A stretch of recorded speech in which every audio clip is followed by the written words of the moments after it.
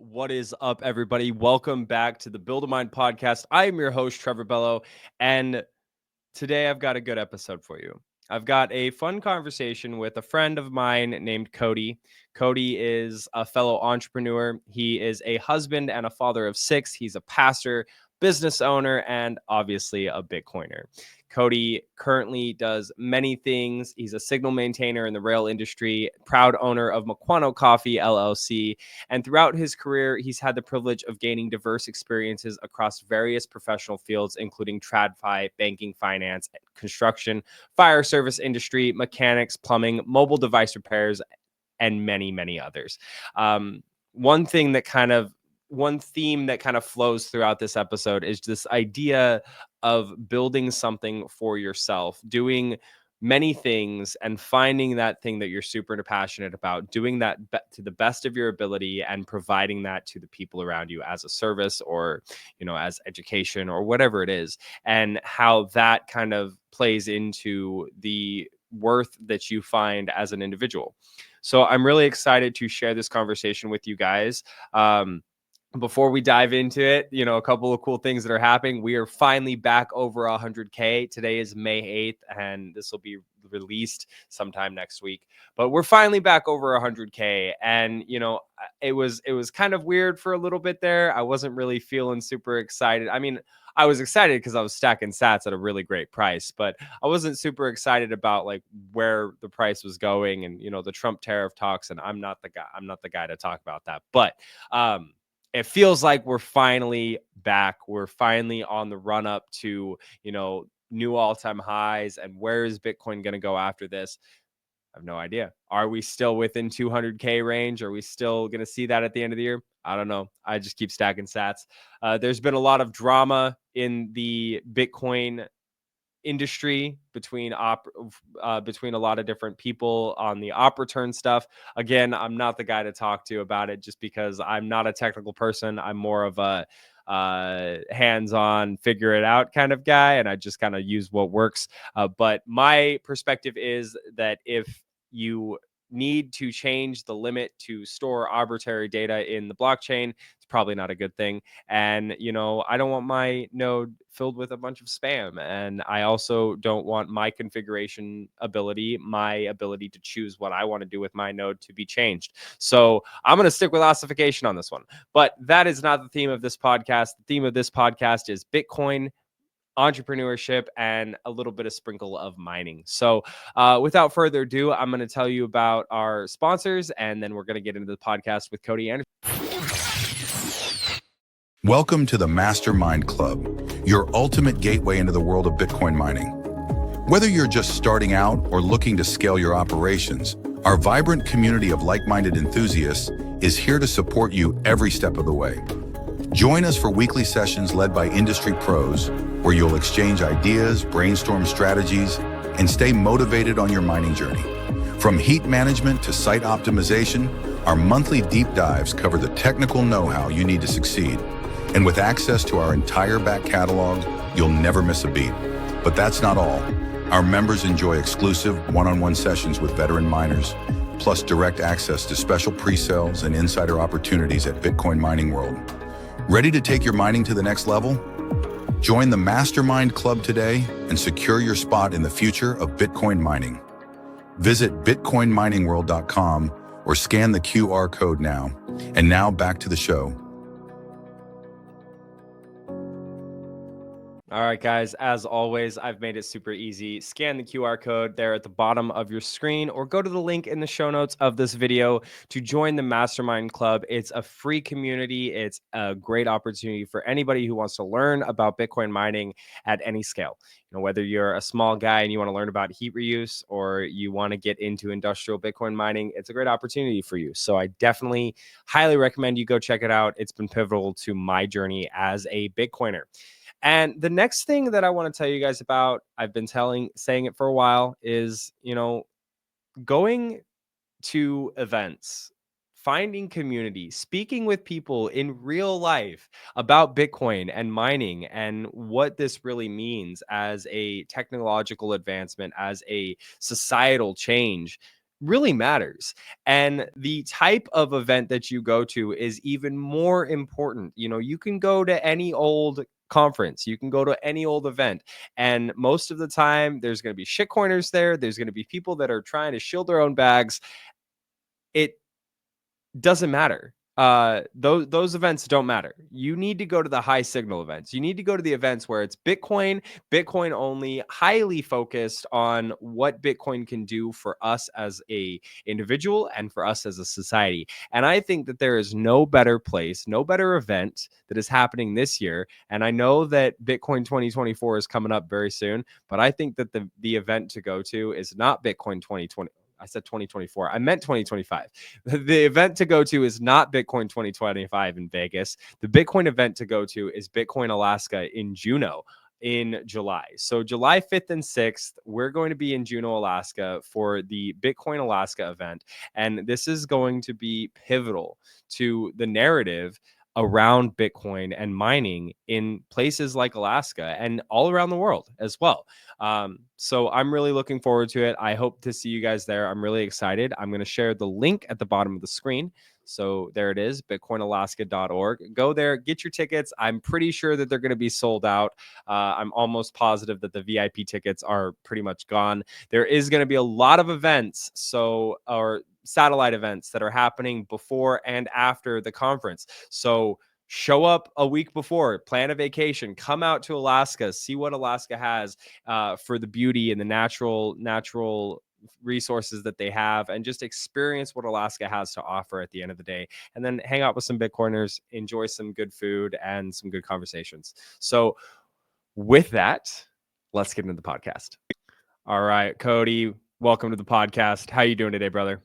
Doing great. Thanks for having me. Appreciate being here. Yeah, absolutely, man. You know, so I think what I want to focus on today is, we have a very not unique. It's not unique. Our story is similar in a lot of ways, being very hands-on people, being entrepreneurs, being, Bitcoin minded, I guess is a good way to put it. But also like we're in the Bitcoin mining space in a way. We met at the Heat Punk Summit in Denver back in February. You kept everyone caffeinated, which is something that I love. I think that we bonded a little bit on the fact that you make this incredible coffee, and it was absolutely delicious. And I wanted to get you on the podcast because it's interesting to me what Bitcoin enables when you overlay that on top of entrepreneurial spirit. And so I think I'll start it off there by asking you, what is your take on this entrepreneurial spirit that Bitcoin enables?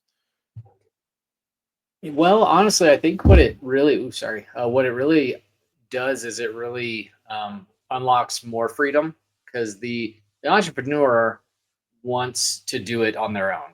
Like they're like, I got this vision, I've got this passion. So I'm gonna just go out there and I'm gonna do it. And in the process of doing that, you learn through trial and mistake a lot of the time. I know I have for sure.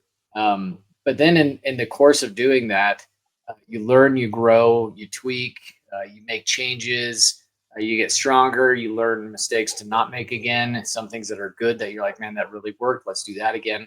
And so when I relate that to the Bitcoin sphere ecosystem, however you want to call it, I find the same thing. That's the drive and the passion behind Bitcoin is that peer-to-peer electronic cash system.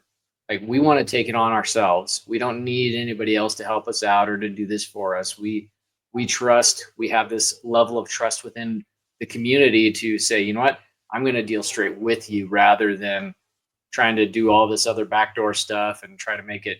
What they tried to do is convenient. I will give them that, but in the process of that, you lose the vision. I work for a corporate company, and that is definitely the corporate mindset is when they get so big, they lose the vision and the passion. So I work for a corporate company, but I also own a small coffee shop. And I keep that vision and I try to drive that into my employees. So they keep the same idea, the same passion, and the same vision throughout. And as you do that with Bitcoin, it's the same thing when you're orange pilling people. you're not really helping yourself. You're trying to help other people. Strengthen the network and help other people see that there's freedom in this realm that they didn't even know existed.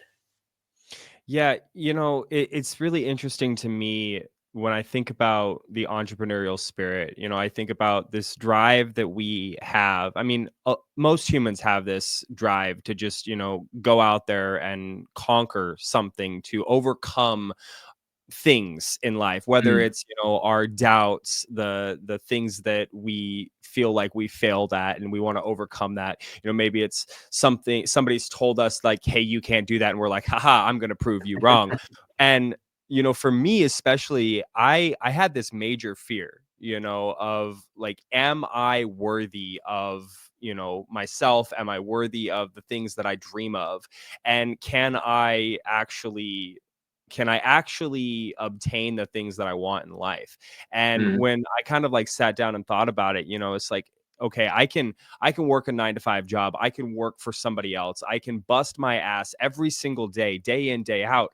But the bar is here, and that's the highest point the bar will ever be, is here, depending mhm, on what caliber of profession I get into. But if I open myself up to the risk that comes in with entrepreneurship, I can raise that bar because I'm no longer working for someone else. I'm working for myself. And mm. that is undeniably a terrifying thought, Oh like yeah. going out there, venturing and saying, hey, I'm going to take on this risk. But when you do it somewhat successfully, you start to realize, oh my gosh, like, this is a much better way to live. And when I overlay the Bitcoin ethos on top of it, Bitcoin is, to your point, let's cut out the intermediaries. Let's cut out that middleman. And in my case, I'm talking about like the middle managers, the bosses, the other people that are telling you what to do. The Mhm. banks are telling you what to do, and Bitcoin is just cutting that out and saying, I don't need you. And that's Right. that's why I think that's part of why I think that Bitcoin and entrepreneurship just kind of go hand in hand. And that's not even to draw upon the fact that it's better money. I mean, Oh yeah. obviously, better money and entrepreneurship is just gonna catapult you into the future in a much better position. And so I just think it's really interesting. And as we progress further and further into the future, I really do think that we're going to see more businesses, more entrepreneurs, more production, more capitalists building in this ecosystem and building sustainable businesses. Michael Mhm. Saylor talks a lot about how there's zombie companies out there. We see a lot of these zombie companies that are just barely making it by, or they're just recycling cash flows. And Yeah. that's really not the way that it should be in a free market capitalistic society. No. No, and I've been there. I mean, I've run a number of small businesses, and the perk that I've seen with, now I don't have a ton of Bitcoin traffic, which is unfortunate. But the perk of it is I see my my spreadsheet every month for my credit card processor and how much in fees I'm losing on a monthly and annual basis because it costs so much. And with Bitcoin, you don't have that. It's substantially cheaper. It's peer to peer. We cut out all that fluff and theft, however you want to say it, and that is something um, that is very beneficial to especially a small business because you don't have to worry about all those fees and stuff. You download a wallet, you pretty much could just operate with a phone on your table right there. I mean, it's pretty great.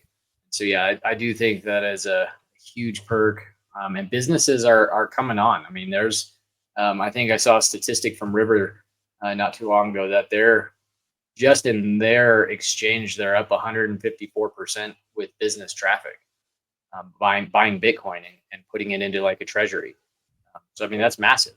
That's humongous. I mean from zero, that's not a ton of people Yeah. maybe, but you know the idea there. The percentages are going. The numbers are there to show it, and it is becoming popular. It's becoming, I mean, maybe not popular, but it's becoming well known, more known, and it's gonna get popular for sure. I think.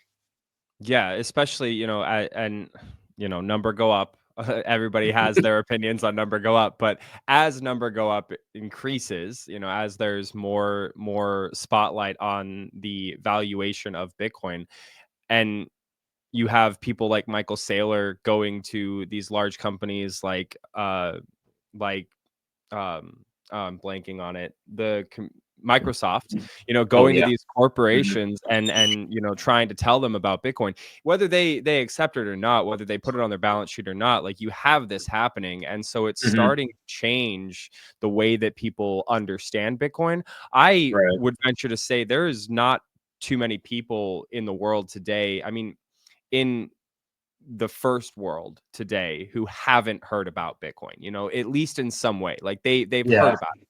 Everybody that I talk to right now, like, I say Bitcoin and they're like, "Oh yeah, it's that thing, that internet money thing." And so Yeah. there, Yeah.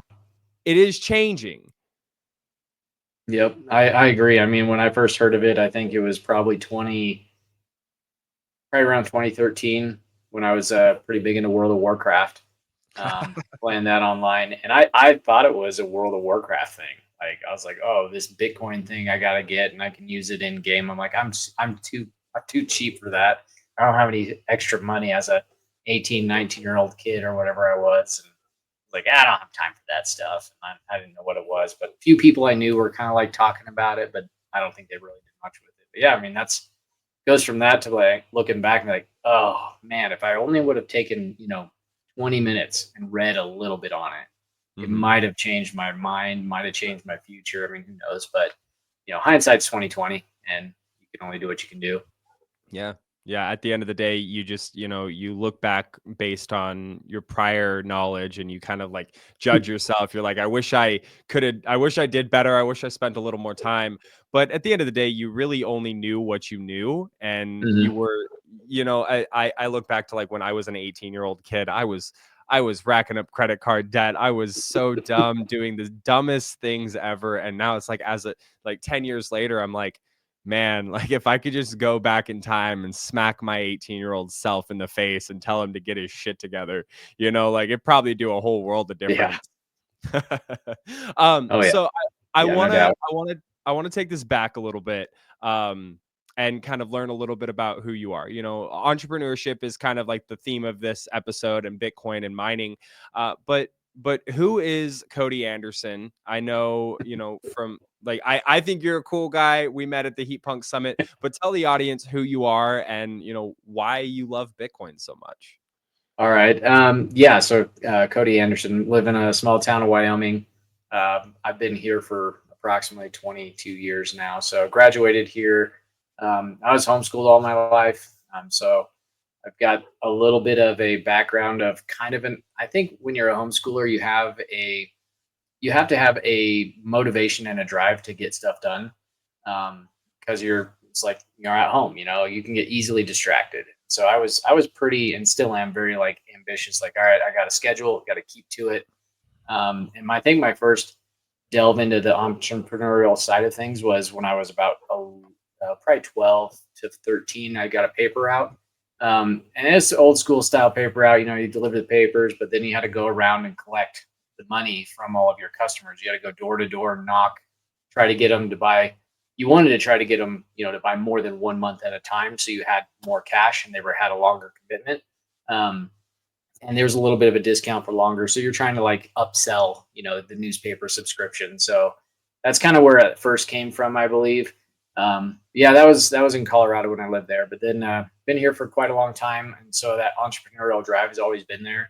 Um, I've kind of pretty much always had a couple jobs, no matter what I was doing. I had my full time job, or as I like to call it now, my fiat mining job, I love that and then I phrase. have my side job, which is what I like to do.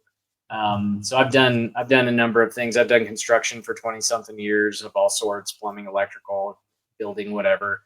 And I've done some like mobile device repair services that was a need in our community. There was nothing here. My phone's broke, and I was like, we got to take these to Verizon, get them fixed. And it was like $300 to just have them looked at and analyzed of like why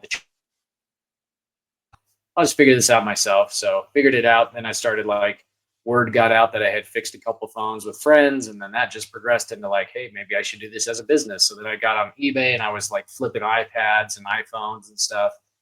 So that was kind of one thing I did. And then I was a firefighter for a number of years. So I've done, I did a rope rescue, confined space rescue business for a while with some other firefighters. Now this coffee shop endeavor, which is a roastery coffee shop. We ship all over the place. And so I've kind of had a lot of experience in a wide variety of fields. And so, currently I work a full-time job. I've got 5 kids, one on the way. We live out kind of homesteading style. We got cows, chickens.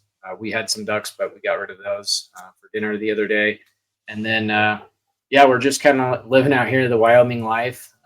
Got some land, trying to work on getting some heat reuse Bitcoin mining going out here for my shed, my barn, stock tank, my garage, different things that I want to try to incorporate that in my life to kind of push down the future, what we might be talking about. So I'm kind of got a lot of stuff going on. I'm getting older, starting to feel a little bit more, but I'm enjoying life. I love what I do. My day job is not my passion. I like to see a turn product. I like to see an end product. So making coffee or taking a raw coffee bean and roasting it to the perfect level, and then having that awesome flavor in your cup when you put it up to your lips is like, I love that product idea. So I do like customer service. I like interacting with people, meeting people, conversating, things like that. So down there at the Heat Mining Summit, or Heat Punk Summit, I love that. It was fun. I got to do coffee and I got to interact with people. It was super cool. I'm kind of a jack of all trades, master of none kind of guy. So I don't know if that answers all the questions or more questions than needed, but it was perfect, because again, this is one of the reasons why I think that you and I bonded so well, is because I am of the same vein. You know what I mean? I am master of none. I'm a jack of all trades. I do a lot of different things. I'm 28 years old and I've probably had more different careers than most of my peers. Like I have buddies who've been in the same industry for 15 years. And they're like, I'm building a career. I'm working for the man. And I'm like, nope. You know what I mean? And so I think this is really important, because when you do a lot of different things, you learn a lot of different skills, and those skills aren't singularly applicable to that one field that you're in. Construction, that's something that you and I can bond over even further, because I am literally, as we speak, building a construction company with my bare hands.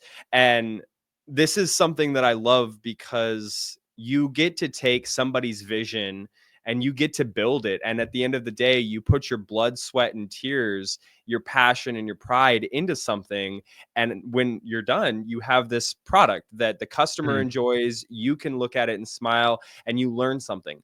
But that then overlays into so many other different areas in life. And, Bitcoin aside, I think it's important for people to go out and build things. Whether you're building something with your mind or you're building something with your hands, like, we are builders at the end of the day, and it's important for people to do that. So, how Bitcoin plays into that is, tenfold. I mean, like, many different ways that Bitcoin can play into that role. But we as individuals, we as humans, like, we need some place for our passion to go, our drive to go, and that's how we become better humans, better individuals. Right. Yeah. And I think that is super important, because like, we're not here to just, be lazy and self-consume. Like, people are around and we're created to do things. I mean, we're designed and created to work. So we have a purpose and a reason, just in that aspect of itself is work. And whether that be for a company or for yourself, something amazing or something, what seems menial, like what I do at my job. Like, I don't particularly love it. I do maintenance on the railroad, but you know what? Everybody loves it because those Amazon packages get there. And, if it wasn't, I mean, I'm in the hottest section of track in the entire country. And, if it shuts down, it's felt. And so it can be, you have to have the right vision, have to have the right understanding. But yeah, exactly. We're not here to just lounge around and just become like a cul-de-sac person where everything just kind of gets stuck in there. Like we're an intricate network of human beings, and there's inflow, outflow, give and take, and everybody has value to some degree in every place. And so, like, I don't see anybody as being a worthless person. Everybody has dignity, value, and worth, and wherever that is, or however what you might think is a small thing is actually probably fairly big, because Mhm. without that person there or that product there, then there would be a hole.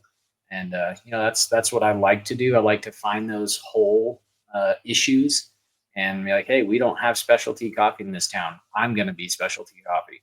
We don't Mhm. have a rope rescue business in this town. I'm doing that. We don't have mobile device repair. I'm doing that. Um, Finding those needs that actually help other people is super fulfilling. Like Mhm. I really enjoy it. Now, not everybody's probably designed the same way, but I think a lot of people probably can find that satisfaction, like what you're saying. Um, Creating a product, especially, is artwork, and that is we have we are built in a way that is very artistically designed, and so it's natural for us to outplay that in our world around us with our mind, our talents, and our abilities to be artistic in very many ways. I mean, construction I thought wasn't art. But my brother-in-law, who was an actual like painty artist, was like, no, that's real art, dude. And he's like, well, not really. He's like, yeah, you take a vision and you create the thing and you make it happen. He's like, you've remodeled your entire house just off of basically looking at pictures and trying to figure out what you like. I was like, well, Yeah. that was mostly my wife, but yes, true, I guess. Yeah. Well, I Yeah. mean, you took her vision and you brought it to life. As like when Mhm. you said that, this made me think of like, when my son's 9 months old, and congratulations on the one on the way, by the way. So that's Thank you. awesome. And My likewise. son, my son's 9 months old, and about uh 12 months ago, about a year ago, my wife and I were putting together our son's room. You know what I mean? Hmm. And she had this vision, and we didn't draw anything out, but she's like, well, I want this to be here, and I want it to look like this, and I want it to be this color. And it was really rewarding for me to be able to put my skills to work to build something that she saw in her mind's eye, and like bring that to life, breathe that into our or our world. Hmm. And I think there's a lot of sadness in this world. I don't think Oh that yeah. that's arguable. There's a lot of sadness in the world. There's a lot of people who have no hope. They look to their future and they're like, what's the point? You know what I mean? And fundamentally, my thought is, my belief is that they don't have something to like devote themselves to, and Right. it might be their spirituality, it might be their work, it might be their family. They don't have that, and I think that at the end of the day, that's why religion is so important for a lot of people. That's why you see a lot of people who are really into their work, and that you see a lot of people who are really family oriented, because they devote themselves almost entirely to that thing, and that's where their passion flows, and they Hmm. become better people because of it. But today, and obviously, we're Bitcoiners, so we know that this stems from the fact that the money is broken. But Right. most people today are very hopeless, and that's because they don't have these things. They don't have their spirituality. They don't have a meaningful job that lights a fire under their ass. They don't Mm. have a family that depends on them, that loves them, that respects them. And I think that at the end of the day, this is what Bitcoin is changing in the world. Yeah, the money aspect is integral to all of this, but Mm. Bitcoin is breathing life back into the individual in a way that, going back to what I said, it really incentivizes us to be producers, to build Hmm. things that are special and beautiful. And whether it's your son's nursery room, or it's a skyscraper, or it's the new Monet, or roasting the perfect coffee bean, it doesn't matter. It's what you as an individual find is your passion, and it's what you're providing to the world. I had a Yeah. mentor one time tell me, this was about 3 or 4 years ago, and I'll never forget this. This was a guy who he's a large glass manufacturer for, you know, huge skyscrapers like the Trump Towers, and you know he literally sold the glass for the Trump Tower and Wow. for other big huge buildings in like California, the Hilton, like these huge hotels. Pretty sure the Venetian and other Wow. hotels and Yeah. big buildings. He literally manufactures and sells them the glass. And he Hmm. told me, he said, if you're going to be successful in this world, you need to go out and do something that the world needs, that you are extremely passionate about, and you do that to the best of your ability, and you do it better than anyone else. And if you do Hmm. that, you will be more successful than the other guys who are trying to do the same thing, because of the passion and the need for that in the world. So, you know, Right. going back to this railroad thing, it might not be your passion. It may not be the thing that you're, you know, driven to do. And maybe that's why you won't be successful, but it is needed. You know what I mean? But Yeah. the coffee thing, this is something, dude, everybody loves coffee. I am a Those, caffeine addict, you know? yes. And so how can you as an individual overlay your passion onto that and do that better than anyone else can? Well, I think it comes from that entrepreneurial drive. So, you know, you go to almost any medium to large city and you could sit at one coffee shop and probably throw a rock to the next one. They're everywhere. I mean, Casper is one of our bigger cities in Wyoming. And within a probably 2 block radius, I think there's 6 coffee shops. There's a town of like 60,000 or something like that. Maybe it's bigger, but something like that. We have 5 coffee shops in our town. We have 7,000 people. So what is it if I love coffee and I enjoy it? Well, I thought I loved coffee when I first started drinking it when I was probably about 14, 16, something like that. Uh, I used a lot of cream and a lot of sugar because it was trash coffee. I know that now. Looking back, I was just like, man, this coffee's strong. Wanted to be like my dad, so I was like, I got to drink it black. So I weaned myself off of that, and I was able to drink, you know, Folgers and Maxwell House and Boyers, all straight black, diesel fuel. Basically, it's Yeah. rank. But I met the friends that owned this company before I bought it, and it was actually through some health issues because I was having a lot of acid reflux, indigestion, heartburn, all that kind of stuff. And she just asked like, "Well, what kind of coffee do you drink?" And I was like, "Oh, I like the good stuff, like Seattle's Best or Dunkin'." And she just kind of shook her head like I do now, Yeah. hearing those words. And she The gave me a good couple stuff. bags. Yeah, yeah, that's what I thought. I was like, it's like $7 at Walmart, you know, it's good stuff. And So I started drinking their stuff, and my acid reflux and heartburn like almost went away overnight. Yeah. I was like, well, that's cool. Wonder what's different. So I started talking to them. So they kind of educated me on some coffee, and then lo and behold, a couple years later, long story short, we wanted to start a coffee shop here. I wanted to just use their beans at our shop. And so I talked to him, my buddy Matt, and he's like, actually, our place is for sale. I was like, oh, interesting. So I was going to Denver for some training where they lived, where they were moving to. Stayed with them, and within like I don't know 4 weeks or something like that, we signed papers. We own the company. It was just a roasting company at the time, so we've grown it from that into a mobile unit as well as a whole cafe. But in straight regard to what you're talking about, how do you make that better than the other guy? How do you stand out? How do you make your product superior, like your mentor is saying? You know, how do you do it best?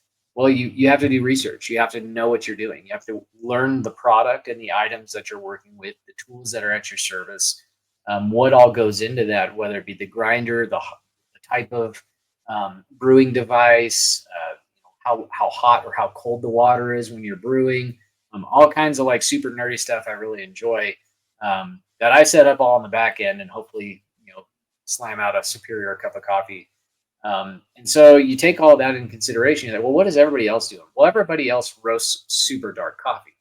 And most people don't like coffee because it tastes bitter. It tastes gross. So you try to throw that cream, sugar, and other stuff in there, chemicals, whatever you want to try to cover that taste. It doesn't have a taste. It's just like bitter. You can't actually taste anything. But if you roast the coffee beans to the right degree and the right temperature, and you pull it at the right time and you drop it at the right time and you do things correctly, you can get a really tasty, sweet, and fruity coffee. And most people are like, no way, that's not possible. I said, well, coffee is a fruit. It comes from a cherry. It's supposed to taste good, not gross. And so if you do it correctly, and then I usually try to get people to drink my Ethiopia specifically black to try it for the first time as like a pour over, because it'll hit their palate and they won't really know what to think about it because it's so different. And that's one of the biggest compliments I've had, is that my stuff is different than most everything else. And that's what I try to do. At the very least, I'm going to stand out. Mhm. You know, coffee is subjective, so some people may not like a fruity coffee. They may like that kind of darker end of the spectrum coffee. I do a little bit of that too, not a lot, because too dark is too bad. But yeah, so you got to do things. You got to learn. You got to study. You have to get tools. You know, I have like a refractometer, and I take samples and try to get the TDS correct, and doing a lot of book work and videos and YouTube, and yeah, just all kinds of information. And so all that, is what really helps you stand out. In my town, you got to kind of do a little bit more than just a single thing. So we sell some retail stuff, and we've got the roasting, we've got the mobile unit, we've got the cafe. We do some little events here and there. So we try to integrate ourselves into the community as well. So trying to be better, like you were saying, like do the best that you can with what you were given, and this is what we've been given. And so however long it lasts, we're gonna just keep pounding and keep doing the best that we can to be the best. Yeah, absolutely. And this is something that I think Bitcoin really it it it focus the ethos of Bitcoin really kind of like ties this all together. Spending the 1,000 hours to learn about the thing that you're building, that you're passionate about, that you're doing, so that you can understand it better and either provide a better service or just utilize it in a better way. You Mhm. know, I think that you and I and most people listening to this have started. Obviously, you and I have started our Bitcoin journeys, but most of the people listening to this have also started their Bitcoin journeys. And, wherever you are along that journey, you're probably diving really deep into the rabbit hole, trying to absorb as much information as possible. And that Mhm. right there sets us apart from the normies who, to you, back to your story of playing World of Warcraft and thinking it was just some in-game currency, and you're like, I can't spend the money on that. And like, had you have started to invest a little bit of time, a little bit of energy to understand this thing, you would have been Yep. better off.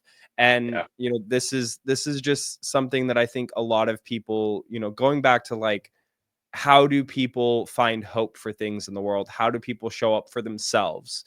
Well, Mhm. you have to be willing to put in the work. Proof of Right. work is so important. And whether you're building a coffee company, whether you're trying to roast the perfect bean and provide that to a customer, or you're building a construction company, or you're just trying to learn about better money, like, you have Mhm. to devote yourself to that thing and be uncompromising in the way that you show up for yourself, for your business, for the people around you. I Right. know that you're a pastor, you're Mhm. also a father of six, and you're a Bitcoin educator. So how do these things play together, when you're trying to educate your family, or spread the word of God to your flock, or your group, your church, Mhm. or educate people on Bitcoin? Because there's a similar tie here. There's a thread here, and so I'm just curious, like, how do you get that message across? And so I mean, obviously there's education, and spreading knowledge is kind of the common denominator in all three of them. So obviously they're going to be different in how they practice. That's going to look different because I'm teaching my kids how to, be, successful adults, teaching them discipline, where I got three boys in baseball, my daughter's in soccer, violin, one of my boys plays piano. So we have all these different things that they're involved in currently, keeping them, focused and dedicated. And we also homeschool all of our kids. So that does help. So we have chores, my daughter's up at 6 a.m. milking the cow every morning. The boys go out and do chickens and the dogs and feed and water, all the things. So we're teaching in a lot of ways, not just head knowledge, but practical outwork knowledge of how does what I know actually work in life. And so that's super important. Obviously, the base of that is going to be my biblical understanding, my Christianity. That is really the base I work everything off of. I mean, there's my business, my family, my church, my job, my Bitcoin vision. The parallel between Christianity and Bitcoin is just astounding to me. I can't even fathom, I can't even really, I've not been able to tie all the ties together. There's so many of them. But so that's my foundation. And so when I'm doing that, the Bible does call Christians to do all of the glory of God. So whether we eat, whether we drink, no matter what we do it for God's glory. Again, kind of going back to we're not here to just suck life from the world. We're here for a purpose and a reason. Ultimately, that's God's glory. How that plays out in everybody's life is going to look different. But I see that as the base, as the foundation, having a good rooted foundation in my faith. Then it's not always the strongest, but it ebbs and flows. I've gone through valleys and I've gone to mountaintops. But staying consistent, staying faithful to God, what His commands are, knowing that is ultimate hope. We've talked about that already a little bit. Again, a tie to Bitcoin and Christianity is the hope that it provides.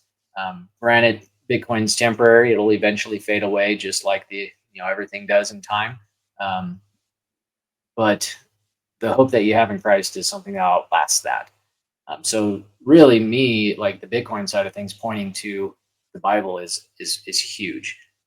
But again, kind of keeping on the education idea and the hope idea. Recently, I was able to kind of orange pill somebody, older person, no retirement, anything like that, and she put a little bit of cash in. Texted me today. She said, "This is amazing." She bought in probably 6 weeks ago, maybe. So mid upper 70s, and now we're up over 100K today. So for her to store her value, her time, and her energy in something that is avoiding the devaluation and the inflation of the dollar, and actually seeing that live play out in front of her eyes, that's an amazing, hopeful feeling.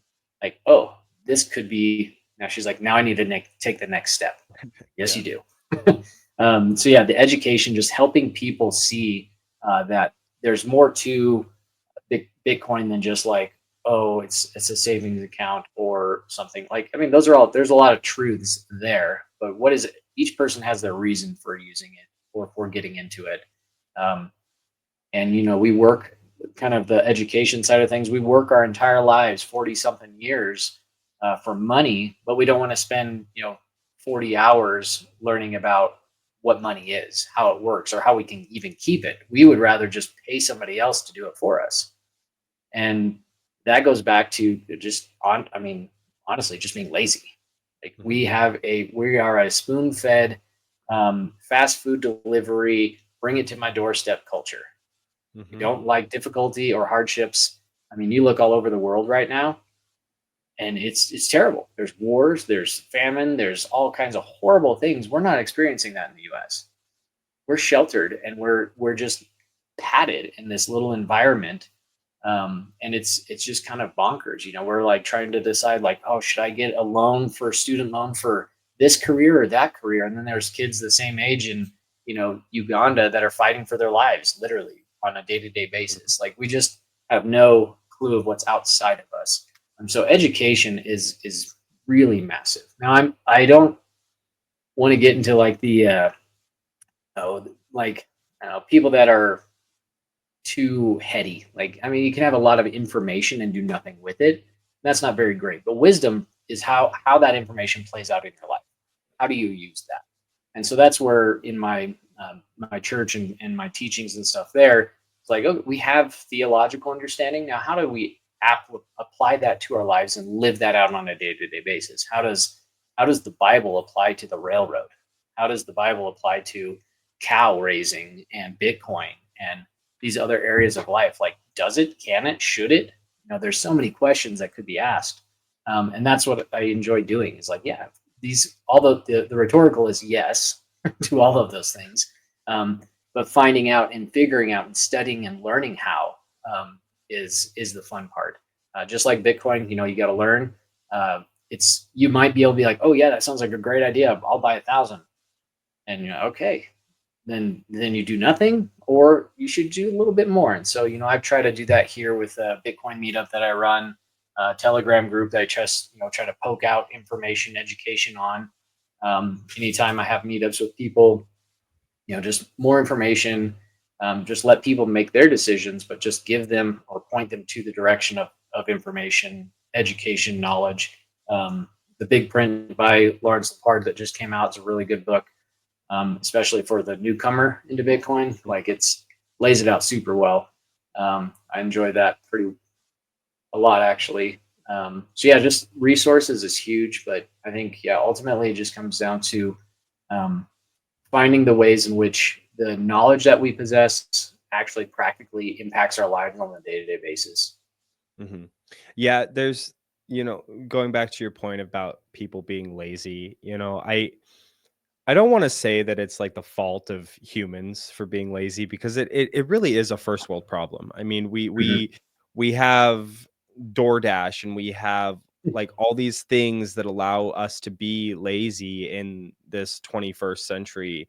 And so we spend so much time scrolling through TikTok and OnlyFans or whatever it is, whatever your poison is. You just sit there and you doom scroll forever. You swipe right, you swipe left. You're consuming terrible foods, poisons, and you're not actually contributing to the overall well-being of society and yourself. And Right. so when I think it starts with a like genuine curiosity, and it starts to snowball into something bigger than that. For me, it wasn't necessarily a curiosity, but it was a drive to provide for myself and ultimately for my family that I eventually wanted to have, that I now have. And Mhm. I know that that's been kicked into high gear for me, because it's like now I have a son who literally depends on me to feed him and clothe him and like Right. for all of his survival needs. But it's this thing, going back to the passion and the drive, is like we need something to kick it off for us, and then you have to go through that educational aspect and learn and understand how it works. Mhm. For mining specifically, like mining Bitcoin, when I started to learn about the mining aspect of Bitcoin, it opened up the world of Bitcoin like a flower. You know what I mean? I thought I knew like what Bitcoin was fundamentally from, a first principles perspective. I thought I understood what Bitcoin was. And for the first year that I was in Bitcoin, it was like, oh, this is great. Like I can actually put my money away and I can store it. And Mhm. like I'm seeing this savings account actually grow. But it wasn't until I got into mining that it was like, oh my God, it's so much bigger than what I originally thought it was. It's not just a monetary network, it's an energy network. It is Yeah. a system that takes and transmutes energy from one form into another. And that is how we're able to project it forward into the future. And that is not even bringing into the fact that, hey, this is also a heat source, Right. and so like tying this all up, Bitcoin is amazing. Education is extremely important. having hope in the world, having hope in yourself is extremely important to becoming a better human, a better individual, and showing up in this world. But having something to like point that to, a focal point, in your Hmm. life, to point that to is so important. And for me, it's come down to the mining for heat aspect. Yeah. I find this incredibly fascinating. The simple fact that, all creatures need heat for life. You know what I Hmm. mean? I mean, some form or another, and depending on where you are in the world, you need more heat than others. Yeah. This idea that, if you take a chicken and you throw it out into the wilderness, like it's probably going to survive. But if Hmm. you give it the right temperature, the right climate, the right conditions, not only that will that chicken grow 3 to 5 times bigger, but they will produce 10 times as many eggs Right. and they'll be Yep. healthier, and that goes for humans, it goes for cattle, it goes for plants, it goes for all life. And so Hmm. what can you do with Bitcoin mining for heat and building a business that requires heat, like ranching, like, growing crops, like, I've always thought, what is the roasting process like for coffee like, and could you implement a Bitcoin miner into that? So Oh it's like man. all these things have gone in through my mind about how Bitcoin and mining can overlay on top of businesses that require heat and Hmm. can build better businesses. And then you throw on I know I'm throwing a lot at you, but like this idea of entrepreneurship, it's like so many things are constantly going through my mind. And it's like, Oh yeah. what will the businesses of tomorrow look like when we've got all these different inputs that have been enabled because of Bitcoin? Hmm. So I think probably everything that you said or mentioned, I've probably thought of a business plan for each of those things, or at least a project on each of those things. So yeah, our little 5 acre parcel that we have here, I have I'm not sure how many year plan, but at least a 3 phase plan. First phase is hopefully going to be this year, and I'm going to implement Bitcoin mining into the barn and the stock tank. So I'm going to my wife and daughter are typically the ones to milk. I have to go to work, so I get out of it, I guess you could say. Um, but I'll buy the animals and I will build the stuff. You guys take care of the animals.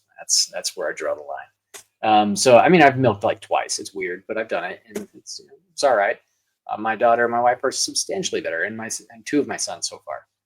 But I want to keep them warm in the winter. We have stints of time out here where we're sub-zero temperatures for 2 weeks in a row, um, and I don't want them to have to go out there and hate every aspect of it and not be able to feel their fingers. So I want to be able to use Bitcoin miners to heat and it's not huge. It's like a, I don't know, 15 by 15 area inside enclosed and all that. You just heat that area. So one miner is going to be way more than sufficient.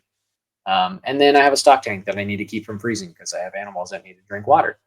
So yeah, figuring out how to implement a system that can do both of those things and not have to run two separate systems or anything like that, where I can branch the two off, do air heat inside, and then circulate water, whether that be through coils or tubing or whatever to keep the water from freezing. So I'm working on that. That's my main project this summer. My garage, I want to heat with Bitcoin miners and then run solar off of that. And then I have a greenhouse project I'm kind of starting to design, and eventually that I'm hoping it could be a year-round greenhouse if I have enough miners to keep it warm enough. If not, then at the very least it'll be elongated season. We have a long winter out here. It typically feels like 12 months as winter, and then you have like 3 weeks of summer, and then it's over. So trying to implement something to keep our harvest season a little bit longer, or start a little earlier in the season and go forward from there. My coffee shop, I could figure out a way probably to use a Bitcoin miner to heat, my hot water heater, or I don't know if it could possibly heat the boiler on the espresso machine. That's something that I could probably look into. Might be kind of cumbersome, but I've had a lot of thoughts of like, well, with roasting, I'm roasting beans in between like the 415 to 435 degree mark. Um, I don't think they can get quite that hot, Not at all. unfortunately. Not Uh, even close. it would be really freaking dope if I could, though. Right? Because I'm actually using an air roaster, is what I use instead of a gas roaster like the typical coffee shop. So I am literally just blowing hot air up through the beans. So I was like, well, they have a fan and it's hot air. Yeah, I can maybe get to a light preheat temp, but probably not too much. But I rent the space that I'm in, so maybe being able to talk to the landlord and be like, hey, if I could help knock out your power bill a little bit by supplementing with some Bitcoin miners, what do you think about that? I currently don't have to pay the power bill, which is pretty dope. We just pay the rent. So I don't want to like disrupt that. But if I could help him out, I'd be like, hey, this could be something that could help out, your business or your expenses if we threw a couple of these in our shop. One on your side or two on your side, one on mine. We could heat our place with these things. And then, I mean, we have a ton of gas, but you cut out your gas bill, maybe. I don't know. Like, so there's a lot of ways in which I've thought about, putting a hash hut on my property, getting a commercial drop, and just running Bitcoin miners just to, not supplement, but replace my full time job, and then kind of doing the homesteady thing and dive into chicken processing and Mhm. more beef and things like that. So there's a lot of things in my 5 to 7 year plan that I'd love to do, and work myself out of a day job. Um, yeah, my mind runs rampant with ideas of what I could do, especially when I saw the stuff from Upstream Data and their hash huts and things like that. I'm like, oh man, I know so many ranchers. We could just drop these on their property, and I could just, be, hey, I'll pay your power bill. Just let me put this thing on your property, and so I'm like, "God, that could be a job. That could be what I do." Like, so yeah, my mind just is racing all the time with new ideas to try to, get out of the man job and do stuff like that, especially in the Bitcoin sphere because I love it. I have a passion for it. If I can meld the coffee industry, I've kind of tried to talk with my the guy I get my coffee beans from, like, hey, you should talk. We need to talk about Bitcoin because if you can get your farmers on Bitcoin, then I can transact directly with them. And, you can get some cut too. Obviously, you'd have to make some money, but, we can cut out a lot of middlemen and we could avoid a lot of taxing and ship, like a lot of fees that are there. Thankfully, I'm direct trade, so there's quite a bit of that gone anyway. Mm. But still, there's ways to save money and get more money into the pocket of the farmer. Like I'd be stoked about that. Yeah, and ultimately you get more money in the hand of the farmer and they live better lives. They become Hmm. more productive. It becomes a virtuous cycle for everyone. And Right. going back to this homestead idea, I mean, okay, no, you can't use a Bitcoin miner for everything. I get it. Okay. You're like, guys, Trevor's a Dang it. fucking idiot over here. Like, he's telling me I can use Bitcoin mining. No, you can't.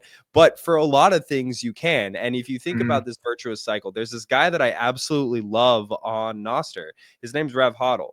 And this dude, he uses Bitcoin miners on his homestead to heat his home. He uses Bitcoin miners to heat up the enclosures for his chickens, for his rabbits, for growing his hemp, his marijuana plants. He uses Nice. that marijuana, like the cuttings and the trimmings, to feed his rabbits. His rabbits then go and they fertilize the fields. The chickens fertilize the fields. So Hmm. it becomes this virtuous cycle. And Yeah.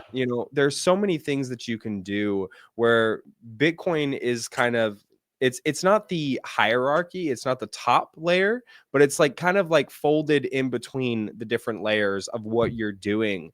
And Hmm. ultimately, this kind of distills everything that we've been talking about today. Is this makes you a more productive person. Yeah. Like what could a family do, what could a family accomplish if they all, they have their own little homestead, 5 acres, and they're growing their own food, they're producing their own electricity because they've got solar or wind or water or whatever. They're using Bitcoin mining as a way to subsidize the heat the cost of heating.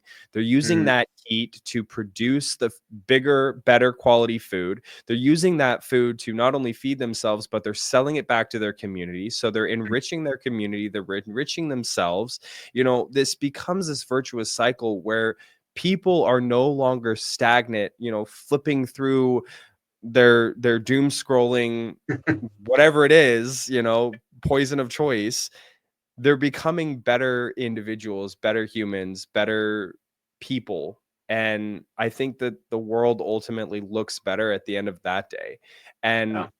right now, I mean, so many people are struggling because they can't afford a home, they can't afford Right. property, like they can't build a business, they can't do these things. And it's because the society that we're in, the system that we're in, doesn't allow you to. It doesn't Right. enable you to. It incentivizes you to be lazy and to order DoorDash at 50%, 100% markup, and then finance it on Klarna. Like, people are Yeah. financing burritos Yeah. because they can't afford them. You know Yeah. what I mean? And so I think that at the end of the day, Bitcoin mining,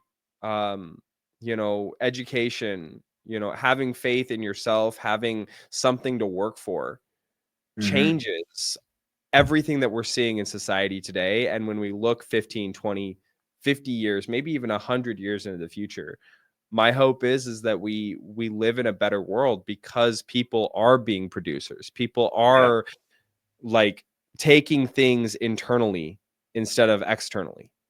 Mhm. Yeah, I think that's good in that we look at Bitcoin, and I do see it as like at the beginning it was like there might be something here, like it's like just this little glimmer of hope that you kind of see this, light at the end of the tunnel kind of idea. And as you learn more and you study more and you understand more, that hope grows. And I think that is, our country, the American dream used to be, be successful, build a business, and become, something. I don't see that anymore. I don't see the American dream anymore. It seems like the American dream looks more like the movie Wall-E, where you just have a bunch of people, lounging around, stuck in front of a screen, 100% of their time almost, and they have nothing to show for anything. And I didn't either. Before I got into Bitcoin, I was like, I've been working for 20 years, and I have barely 20 grand in my 401k. Like, how is that possible? I was trying to figure out, I was like, how? I don't even understand it. How is I put all this money in there? Why is it not bigger? Is that what is that's the product it's supposed to do, that, right? Mhm. Edward Jones guy, come on. What the heck? Yeah, but then once I kind of figured out the money was the problem, I was like, there it is. Yeah. Which is a whole nother story. But Yeah. yeah, I think once you see that and you pull that out, and like the one I was telling you about, that small investment, you see that go up, 37-40% in a matter of weeks. You're like, whoa, what did I just find? And you kind of just feel like you've discovered America. Mhm. Like Christopher Columbus. Like, what is this? I just found something amazing. And I found that both with Bitcoin and with the Bible, with my relationship with God. Like, it's like, grew up in church and knew about this stuff, but until it really became real, it wasn't. It was like, whoa, there it is. Okay, man, I had no idea. I knew, but I didn't know. Like, we Mhm. know about money, but we don't know anything about money. We use it our whole life, but we have no clue. So Yeah. yeah, learning and understanding, education, and breaking free of that is difficult, not comfortable, but necessary. And I think that's how people find the new American dream. I don't think that the American dream is dead. I think that it's just shifted. I Mm, think the new American dream is going back to self-sovereignty, going back to a holistic lifestyle. Very similar to what you're doing right now, Cody, is, you're raising your own animals, you're producing your own food, you're producing for your community, for your children, for your church. You're doing these things that give back to the community, that give back to the people around you. And you know it's you could put a monetary value on that. You could say, oh, I'm worth like this much money, but like, what value does that really have in society? And does that make you a better person? How do you feel about yourself? Um, I have always said I don't give two shits about being rich. I don't care. I don't Yeah. care. What I want is to be able to provide for my family. What I Mhm. want is to, when I'm 80 years old, when I'm knocking on death's door, when I'm looking back at my life, I don't care how many zeros I have in my bank account. I care Right. about how many people I have surrounding me that love me and cherish me and respect me for the things that I've given them and that I've done for them. Right. That ultimately is what matters. Money doesn't matter. Money Yeah. is a means to an end. Money allows us to do many things, but Mhm. what you provide to this world, going back to the entire theme of this episode, entrepreneurship, what you provide to the world, what you give to your flock, whether that's, you're growing food or it's the people around you, what you give to them is what you reap tenfold, 100 times Right. over. Yeah. Yeah, and that's really where, that satisfaction is when I make a cup of coffee for somebody and I hand it to them and I maybe do some little latte art on there and it actually looks good. And I, like, oh, that's cool. I'm like, thank you. And then they take that sip and there's just that smile and they're just like, that's exactly what I needed today. Yep. Like just that little, that's like what I aim for in, all of my circles that I'm involved in. Like I Yeah. want that type of reaction or that result from what I'm doing. Sometimes, a lot of times I don't get it. I grind every day, and it's one day after another after another. It's hard. It's difficult. You pull yourself up. You just keep going. Um, but in the end, that, like you're saying, like I'm I am providing for my family. The Bible says, a good man leaves an inheritance to his children's children. There ain't no doing that in fiat. No.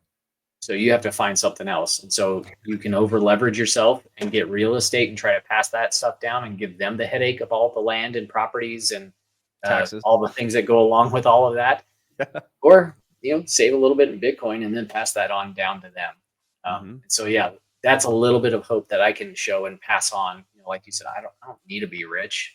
Um, I don't have a desire for it necessarily. Like obviously everybody's like, if you could have $1 million, would you want it? Like everyone's gonna say yes. Um, do I need it? No, I don't. I'm happy with where we're at with what we're doing. Decade old plus cars and whatever. Like I don't. It doesn't matter to me, man. Like it runs, it works, functions. My life's good. I have awesome kids. They're super talented, way more than me. So if I can invest in them, pass on that information, and then they can be twice as successful as me. That's like a pyramid scheme, I got 6 kids, and each one of them gets married and then has 6 kids. It's like this infiltration. It's taking dominion of the earth. Also, as the Bible says. So I'm trying to do that myself. So yeah, it's great. So yeah, I think Bitcoin is a great way to restore hope and restore your value and your hard earned work and time back to yourself. I love it. I love it, man. Well, before we end off, I ask everybody this question, and so I'll ask it to you. Cody, what does Bitcoin mean to you? Well, I mean, I guess kind of what we've been talking about. It means a way to um, have hope in a materialistic way. I mean, it's not an ultimate hope. I'm not gonna overjuice it as some do and say Bitcoin is God or anything like that because that's not true. Um, it is a great tool. It is a great way to store value and to I keep posting when people say storing value. I keep correcting it by saying restoring value, um, because I think that's what it does. Like we've already worked, we've already done things for that money or for that home or whatever, and so what I can do is I can restore the value of all of my time and work by putting it in Bitcoin, by not having it in dollars and just seeing it fade away at 7% to 27% annually, depending on how finger happy they were on the keyboard that year. I can avoid all of that.